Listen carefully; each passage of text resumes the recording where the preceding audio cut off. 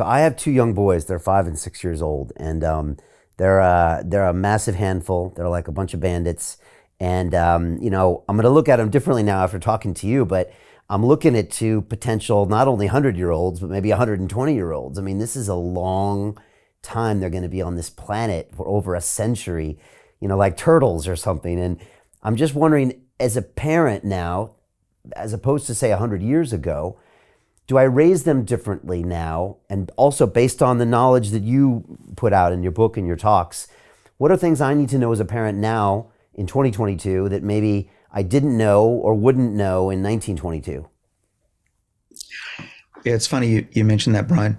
So Lifespan was my first book. That is the textbook of why we age and then why we don't have to. My second book, which I'm almost finished writing the draft of with Matt LaPlante, my co-author, is the guidebook. What is it about the modern world that we can change in our own daily lives to essentially guarantee that we'll live another 30 years? And then the third book, which I haven't fully started writing yet, but I've got a lot of references to go back to, is as parents, how do we raise our kids to guarantee that they live the longest life possible? And it turns out that this clock that I refer to, the biological aging clock, starts at conception. We can measure this. In my lab, we measure it all the time. We can measure thousands of people. I actually have a company that next year will provide a test that should be cheap and accessible. It'll be a mouth cheek swab. You just rub your cheek and send off the DNA, and they'll tell you how old you are biologically. If anyone's, can I mention the name of it, Brian? Yeah, I don't want to be too egregiously promoting this, but often people want to know. It's called Tally Health, one word, tallyhealth.com, and get on the list. There's about 250,000 people already signed up, so get on now. Is that like short for telomere? Is that why it is? No, it's more interesting than that. Telomeres are a very old and not as accurate way of determining your health. What we measure are the problems in your software, the scratches on your CD.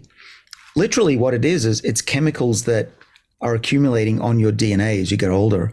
And we measure those, and we can use machine learning to tell us how old you are biologically. We can see how many packets of cigarettes you've smoked, if any. We can tell you if you've been good in your life and how you compare on that curve to other people your age. And often people say, well, I don't want to know that number because I can't do much about it. But what we want to do is to provide people with the guide to be able to slow down and reverse that number.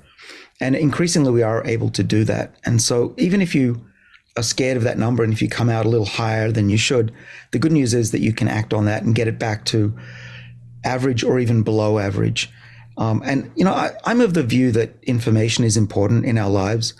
I measure myself daily.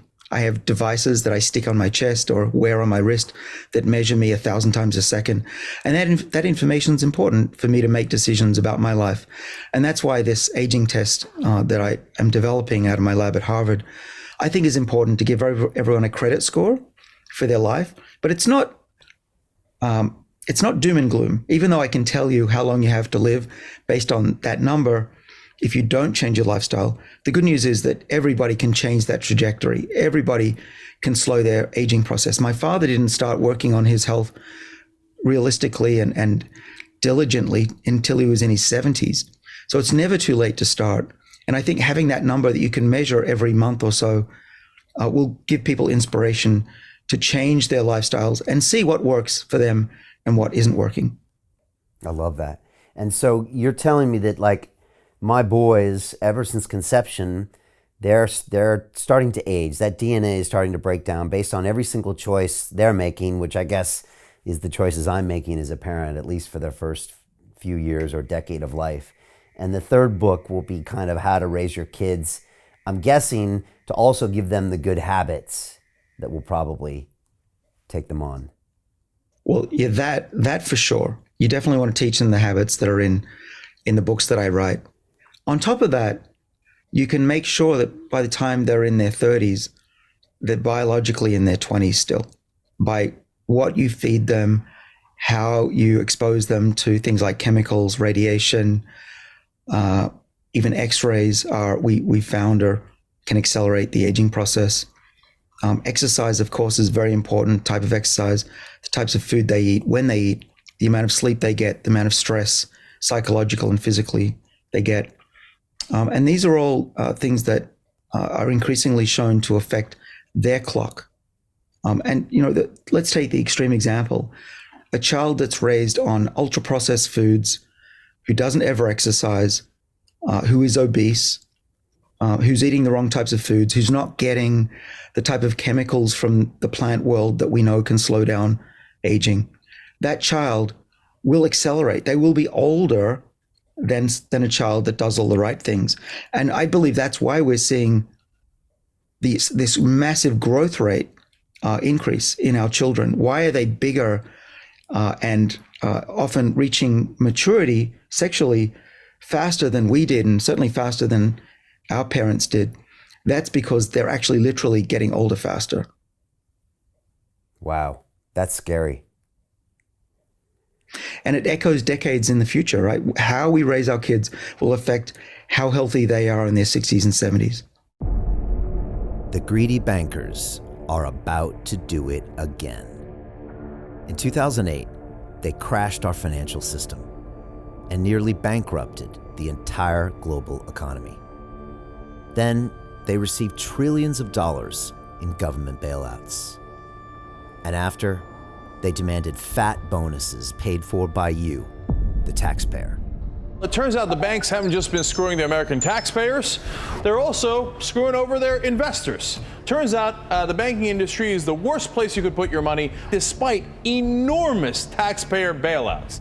Now the bankers are back to take away your financial freedom.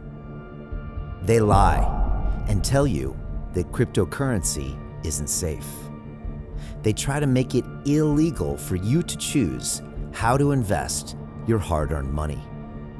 They lie and say cryptocurrency is used by money launderers and criminals.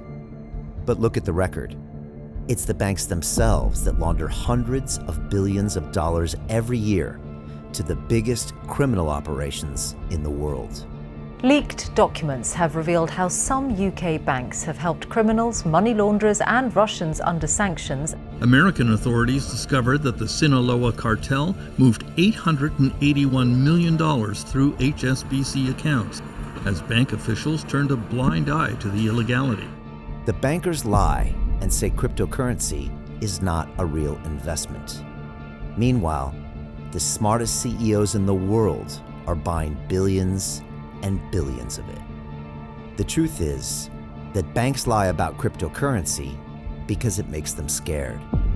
The banks take $9 trillion per year of your hard-earned money, and they are worried that they will finally be exposed. They're scared because crypto means they can no longer control your money, which means they can no longer control you.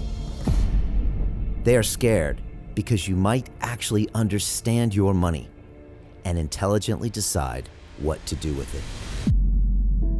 Now is the time for us to come together, fight back, and take control.